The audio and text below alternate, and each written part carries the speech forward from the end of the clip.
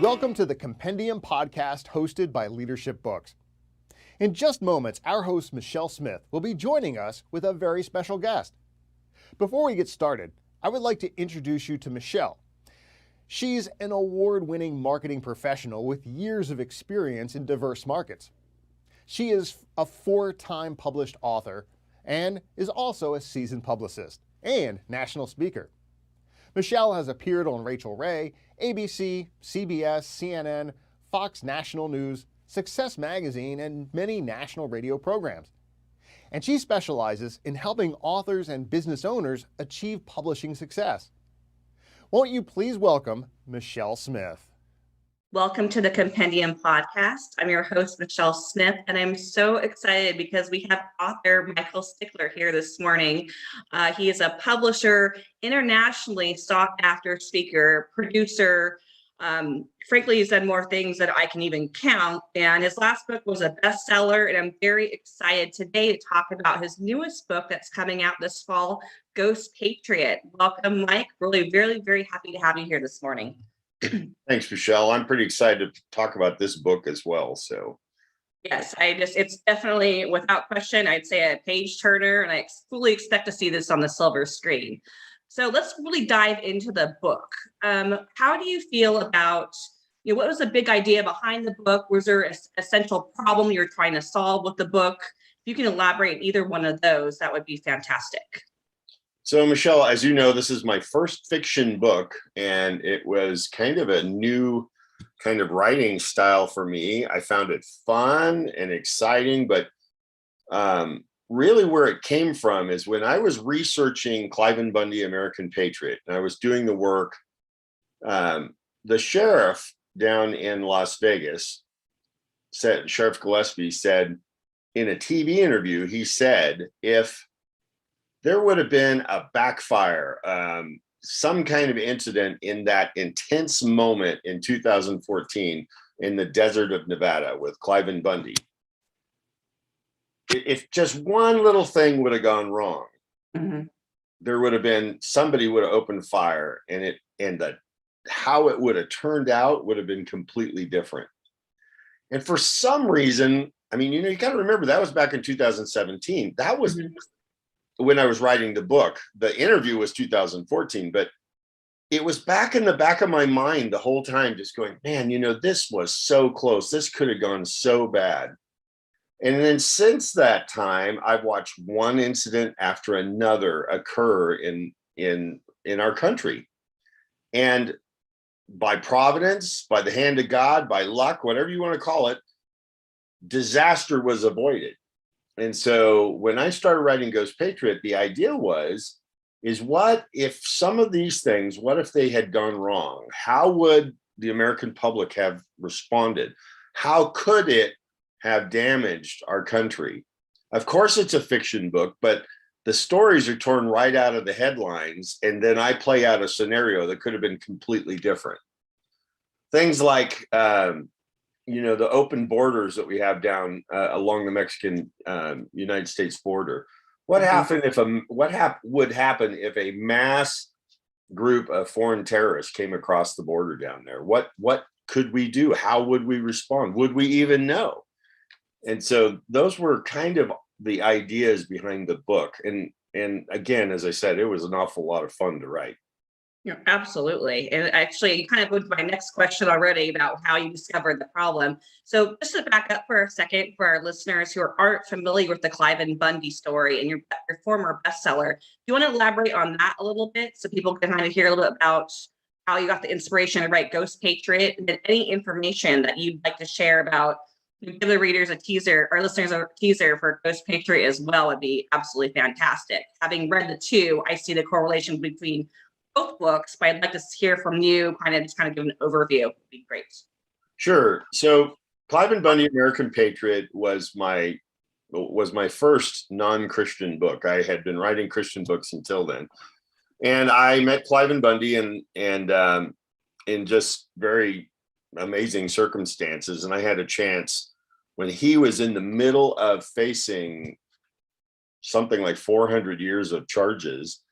And we got to talking, and he told me his story, and I was just was just flabbergasted that nobody had actually really told his side of what was going on. So that led to me researching and writing a book, interviewing Cliven, and really finding out what was his side of it. And I approached it with just simply, is he a terrorist, as Senator Harry Reid called him, or is he a patriot? And I proceeded down the path of trying to figure out through evidence, through the court proceedings, through the filings, through the discovery, through the video that was out there, through firsthand accounts, what exactly happened, and what was the government's intent.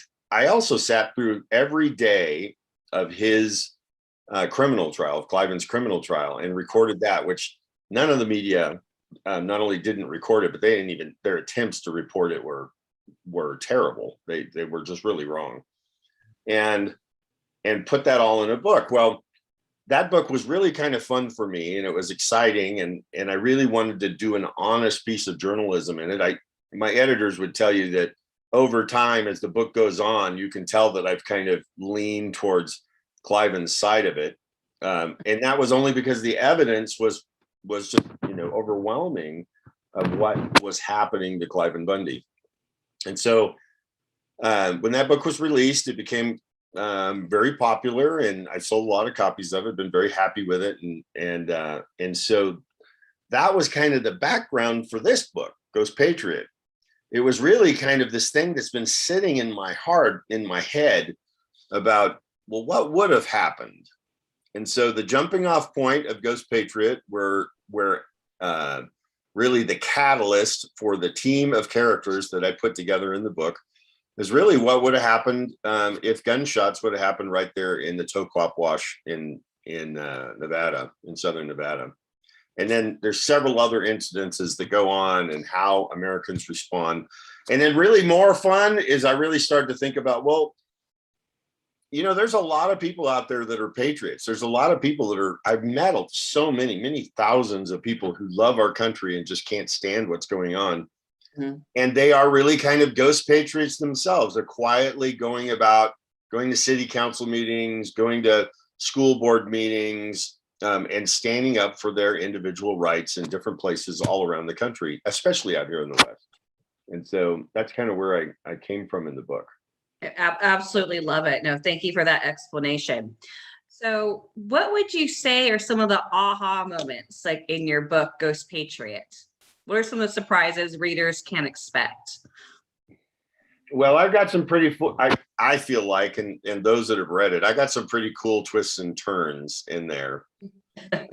I've got some ideas of what people would do and how they would respond. Now I know that some of the folks that really follow this would say, oh, that's not how we'd respond. That's not how we'd go. Well, I really researched every detail, just like I did with the Cliven Bundy book. I researched every detail. I'm a big fan of Tom Clancy, and one of the things I loved about all the Tom Clancy books is his detail and his research into his subject matter. And so I'm not going to compare myself to Tom Clancy, but I put a lot of effort into every sentence and every paragraph and every statement I make. I do it from research and to get as close as I can. I also had a Navy SEAL review all the combat scenes. Man, Michele, I've never been in combat. I've never pointed a gun at a person. I was too young for Vietnam, and I was too old for everything else. And so I'm glad I missed it all. But I didn't know how to do any of this. It was in my head, but I didn't know how to write it. So I had a Navy SEAL kind of become a friend of mine. He did some review of it, and he kind of corrected me on some things and how things would be said, and that helped a lot. So, really trying to do the details, really trying to get the information, everything from there's a cancer diagnosis, the research in that, to the research on the Arab Spring in 2011, and just lots of little details throughout the book that make it more and more powerful and believable. Again, it's a fiction book, but I tried to make it as fun and as real as possible. I personally reading it, I felt the details were incredible. I do not know a whole lot, pretty much anything about guns, and just the different weapons that were described to detail and what they did. It was you definitely hands down did your research. So, Mike, what would you say that are there secrets that are not secrets so much, but is there any like funny stories or something that's like not in the book that you want to put in the book, but or anything that inspired you as part of your writing process? Yeah, there's one. It's not really an inspiration as much as it was kind of funny how it all just panned out. So I started this book in 2019. I started writing it, and some of the viewers know and some don't, but in 2020, March of 2020, my wife of 40 years got brain cancer, and I stopped writing for about 14 months. I just couldn't keep writing. My head was not into writing, as you can imagine. Well, back in 2019, I set up, there's a whole scene in there of a group of Second Amendment supporters going to the Virginia Capitol. And then ultimately, because of what Virginia, the state of Virginia was doing, they decided that they were going to just tell the legislators that they were no more work today. You just all have to go home. And they in essence, in my story, they hold the Capitol, and the police and everybody doesn't know what to do about it. And in essence, it's exactly what kind of played out really more than a year later on January 6th in Washington, D.C. I wrote about an insurrection a year ahead of time, a year before it happened, or what the media calls an insurrection, and really their side of it. And I just thought that was really kind of cool that that all kind of came together. I mean, I'm opening up the headlines, reading something in January about something that I'd already written about more than a year prior. And most readers, of course, would never know that, but I just thought it was a very cool thing that how it all came about. That's really interesting. I want to get back to the research question for a second, because how you were saying how government will say like, hey, we don't do certain things a certain way, and this is not how we respond. Like how do you feel like what was in actuality like what happened versus what could potentially happen versus like here's, you can share an example of that, like the whole disconnect between like here's how we would respond versus here's what actually happened type of scenario or could happen. Yeah, so first off, what a lot of people just don't understand that when the Department of Justice becomes interested in you, when they target you, they throw the full weight of the government at you. And I saw it in my own criminal case, but mine was nothing. And then I saw it even more with Cliven Bundy, the things that they did, the hiding of evidence, the intimidation of witnesses, it's amazing what happens. American public, I was that way. The American public are kind of going along, fat, dumb, and happy, believing that the government operates the way we learned about it in high school, in our civics classes. Yep. And it doesn't. It does not operate like that at all. Publicly, I've said many times, especially when Trump was in office, when they were all talking about, we need prison reform. We need prison reform. No, we need justice reform. The whole justice system needs to be completely revamped and gone through, because it's a mess. And what they do to American people is quite frightening. And some would look at this video and say, "Oh, that's hyperbole. You're just blowing it all." No, it really isn't. And until you realize what ends up happening, and it's not a one-off incident here and a one-off incident there. It is a pattern. It's a culture that the justice system lives within. And I know they're doing what they think they're doing the right thing, but I do believe that. I don't think necessarily they have such a terrible motive, but what ends up happening to the American people is quite amazing. And so that's kind of the underlying storyline throughout the book, and then how politics play into it, and how opposing pressures and different worldviews play into it, and good versus evil, or positive versus negative, however you want to look at it. That's really what the story's about. And I'll give you an incident, just one. Perfect. In my one of the chapters, I talk about this couple. They're a retired couple. They had gone to the Portland area to go to a wedding. And at that wedding, when the wedding was over, the husband was going to take the wife out for dinner to a very famous steak restaurant there in Portland. And he got in the car and he asked the gas station attendant for directions, and the gas station attendant deliberately gave him bad directions. And he drove right into an Antifa riot following the directions to the restaurant. And this was a true story.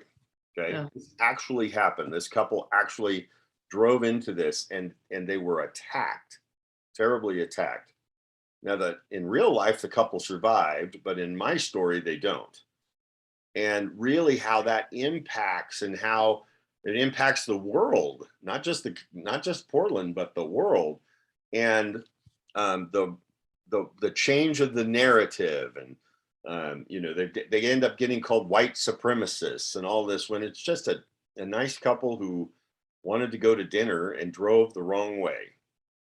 And those are the kinds of things, honestly, that I'm frightened of, that'll actually happen. One day, some person's going to end up in Portland, and he's going to start shooting somebody because he's afraid of their lives. And those are the kinds of things that I kind of play out. This could have played out. That the true to life couple that got stuck in Portland, they were able to escape by driving their car, at high speeds through the city to get out of there. But it could have not happened. It could have been a very terrible outcome. So those are the kinds of things that I play out in the story, and it from geopolitical to right down to local, and how they interact with one another. Yeah, fantastic answer. And I remember that exact scene. I might have been one of the many moments I got a little bit teary-eyed during reading Ghost Patriot. So let's just kind of finish up here. First of all, I'd like you to address where our listeners can purchase the book, and then also tell us about leadership books in your organization and how you help other authors.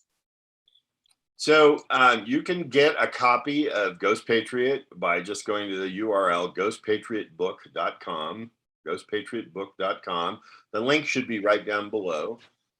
And Leadership Books is a publishing firm that I'm involved with, that we look to help authors who have great stories to tell, typically nonfiction. In fact, there's only one or two fiction books in our stable of authors, Ghost Patriot being one of them. But we help authors get their story out and help communicate and then connect with their audience. It's a unique model. It's something that myself and Art Ritter came up with back in early 2000s, and we've just been seeing it going forward from there. Fantastic. Well, absolute pleasure, Mike. I cannot wait to see this as a movie, as well as receive a signed copy. Hopefully after interviewing you, I'd have some perks there. But Thank you so much for your time today. I thank you. And by the way, just on a side note, I've already had a producer reach out and got an advanced copy of the book. So we'll just see what happens.